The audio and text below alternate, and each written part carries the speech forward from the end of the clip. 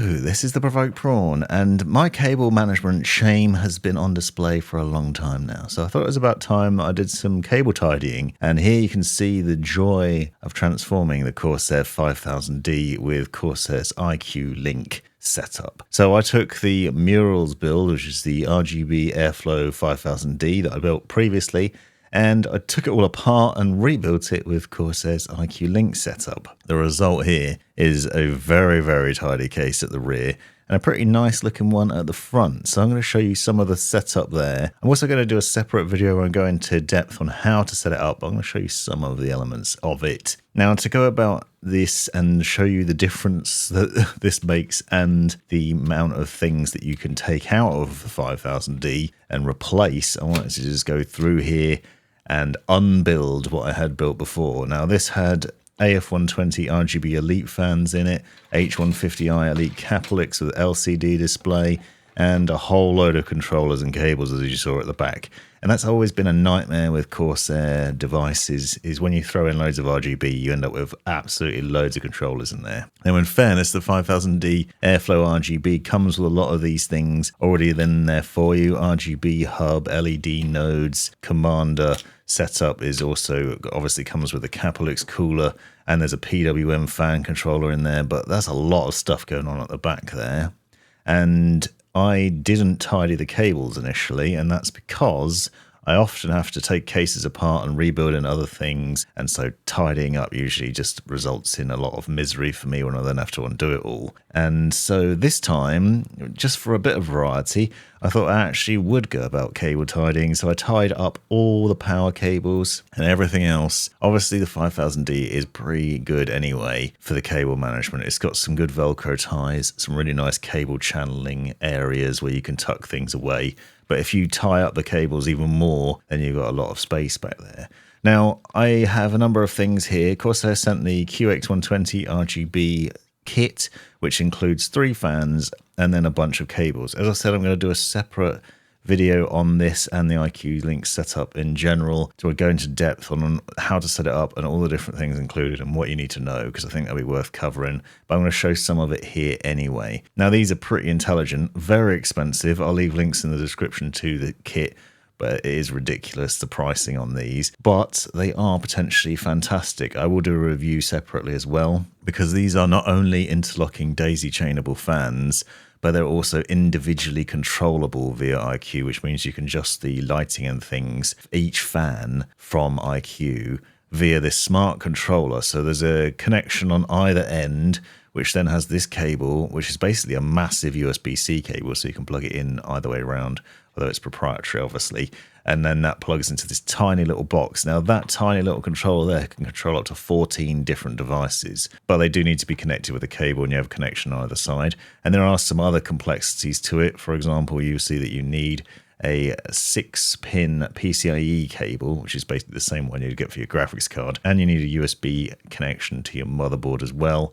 And that will then obviously allow for control via iCue software of all the different things.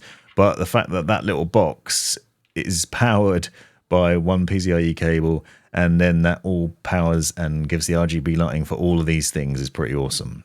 Those fans are also interesting because they also have a temperature sensor on them. So each fan has its own temperature sensor so that you can measure the sort of heat flow and things in your case of the individual areas and of those fans. These are much more than just daisy chainable fans. They're also pretty tech packed, so it's pretty interesting. Also, I got the iCue Link 150i RGB, and this is pretty neat as well because it comes with the fans pre-installed. So basically the whole iCue Link system makes your life a lot easier in terms of the logic of connecting things up. Yes, there's still a lot of cables, but it's very straightforward.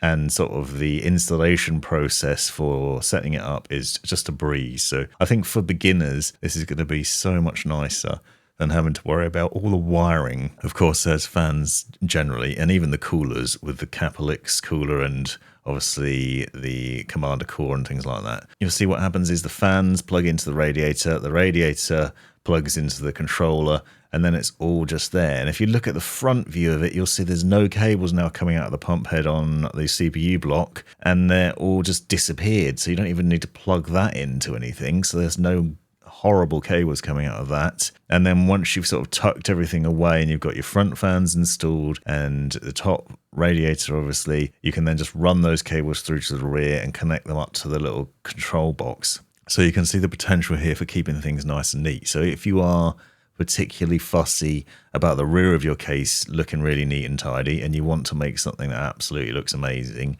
then this is the kit to go for, because it's going to make life so much easier. That little control box is also magnetic, but it does come with stickers. So if you don't have metal bits to stick it to, you can just pop it on with stickers instead. But the magnetic bit of it means it just holds onto the back plate here. And then you can see I've got a cable running from the front fans and another cable running from the pump. And then you've got a single cable that needs to run to the AIO pump header or CPU fan header, obviously, that help with the control of that. But otherwise, it's just generally a much easier. And you can see the difference, just the sheer difference between the original setup with 2 LED nodes, an RGB core hub, a Commander Core XT, and other things. I had to have a USB hub in there as well, which I've also ditched now. So I've just got this new controller and then one of the LED nodes left for the lighting panels. So really straightforward. You do, however, also need, obviously, PCIe cable. So you need a spare slot and a spare power cable on your PSU for that. Now, one of the other things is worth noting is that you will need a cable kit if you're going to be adding in multiple fans. So this cable kit includes all these cables here, you can see. Now, you can buy the cables separately, and again, link in the description to find out more about this. But if you're adding an extra single fan into the system, you will need this cable kit, because weirdly, the single fans don't come with anything other than the fan, despite being marked as an expansion kit. So the idea was to swap out all the original fans that I had in the case and replace them with the iCue Link ones. So you need that fan and this tiny cable to then connect up to the system. And then obviously just one cable plugs from that into the fans on the radiator. And then you have your basically daisy chain set up, but in a much more intelligent way. So epic, right? From the front and the back, this looks a lot nicer, a lot cleaner, and a lot easier to set up. It is, however, ridiculously expensive, insanely expensive. And if you look at the pricing on it in your region from the links below, you'll see just how incredible it is in that way. But I think it does look amazing and much, much, much easier to set up than anything Corsair's done previously. And I've built, in this case, a lot of times now. And I've done a lot of different videos on the 5000D. And this was definitely the easiest one to do, despite spending literally ages on all that cable management at the back, just tying cables down and trying to make it look neat. It's not even necessary in this case either, because you can actually leave a mess back there. It was one of the best things about it. But you can see from multiple angles, you've got a nice lighting on these iCue Link fans. You've got it down the sides and on the fans themselves. They kind of remind me of the QL fans, but obviously with a much more improved design. So be sure to subscribe to see the rest of the content, including the full detailed guide and review. Thanks for watching.